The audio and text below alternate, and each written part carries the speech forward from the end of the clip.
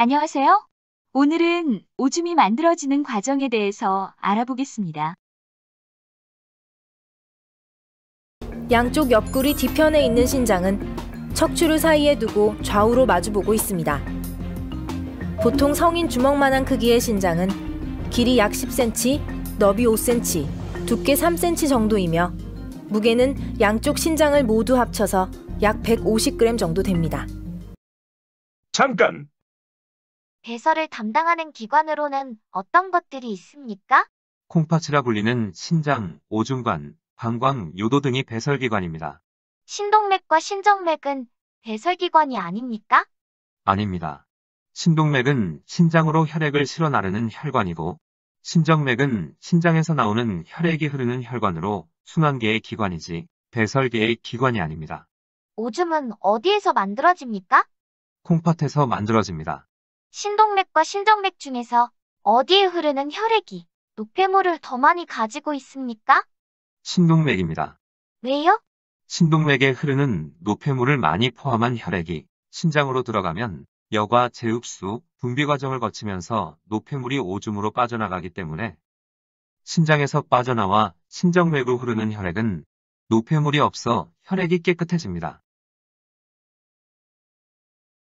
그럼 신장은 구체적으로 어떤 일들을 할까요?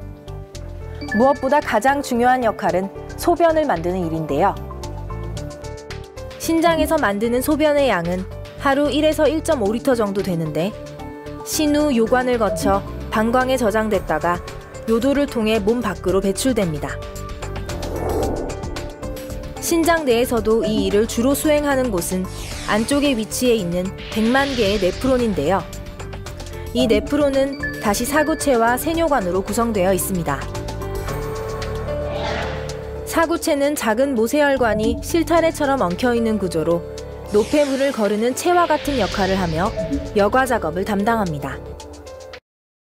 잠깐! 혈액이 신동맥을 타고 사구체로 들어가는데 혈액 속에 단백질이 있네요. 어떻게 단백질이 있을 수 있나요? 음식물로 섭취된 단백질은 장에서 소화되어 아미노산으로 흡수된 후 혈관을 타고 혈액에 실려 간으로 들어갑니다. 간에서 아미노산은 혈장 단백질로 합성된 후 혈액 속으로 들어가는 것입니다. 사구체가 무엇입니까? 신동맥이 보먼주머니 안에서 실타래 모양으로 뭉쳐있는 모세혈관입니다. 혈액이 신동맥에서 잘 흐르다가 혈관이 사구체에서 갑자기 실타래처럼 엉키면 혈액이 잘 흐를 수 없기 때문에 압력이 상당히 높겠죠? 그래서 사구체와 보먼주머니 사이에 압력차로 인하여 사구체의 모세혈관에서 크기가 작은 입자들이 보먼주머니 쪽으로 여과됩니다. 어떤 것들이 사구체에서 보먼주머니 쪽으로 여과됩니까?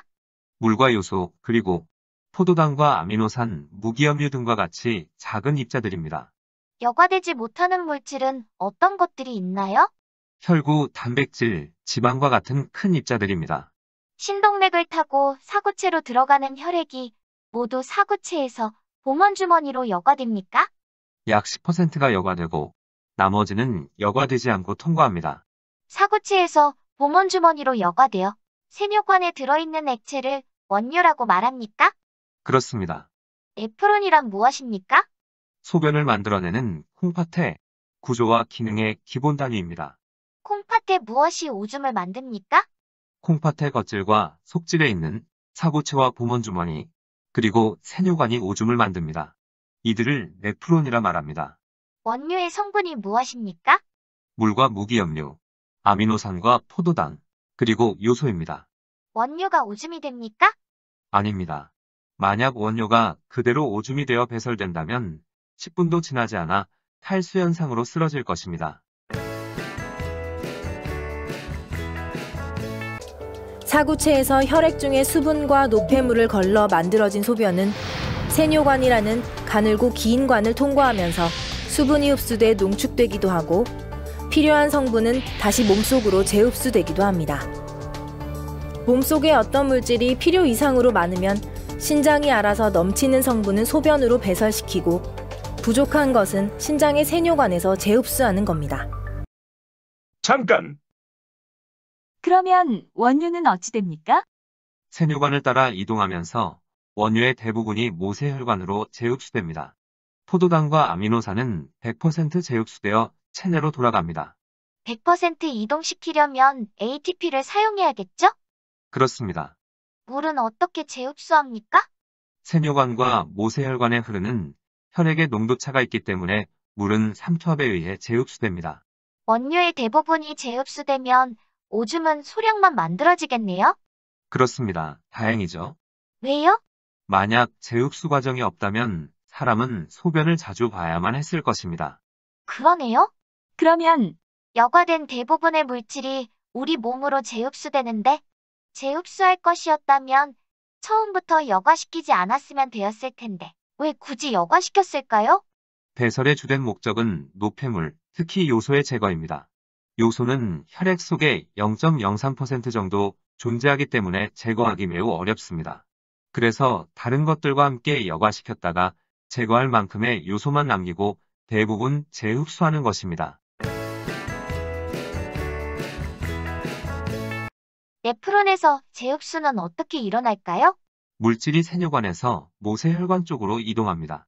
물질이 그 반대인 모세혈관에서 세뇨관 쪽으로 이동할 수도 있습니까? 있습니다. 그 과정을 분비라고 합니다. 물을 많이 마시면 우리 몸에서는 어떤 변화가 일어납니까? 콩팥은 재흡수량을 줄여서 오줌량을 많게 합니다. 재흡수는 왜 필요합니까? 혈액 속에 녹아있는 요소를 오줌으로 내보내기 위해 사구체에서 혈액을 여과시키는 동안 우리 몸에 필요한 물질까지 원유로 나가기 때문에 그 물질을 회수하기 위해 필요한 과정입니다. 분비는 왜 합니까? 사구체로 들어간 대부분의 혈액은 공원 주머니로 여과되지 않고 통과하기 때문에 버려야 할 요소나 무기염류를 가지고 있습니다. 이들을 오줌으로 버리기 위해 분비하는 것입니다. 정리하면 신동맥을 타고 이동하는 혈액은 사구체에서 여과되어 원료가 되고 원료는 세뇨관을 지나면서 재흡수와 분비 과정을 거쳐 오줌이 된다는 것입니다. 이상으로 신장에서 오줌이 만들어지는 과정을 공부했습니다. 여러분, 수고하셨습니다.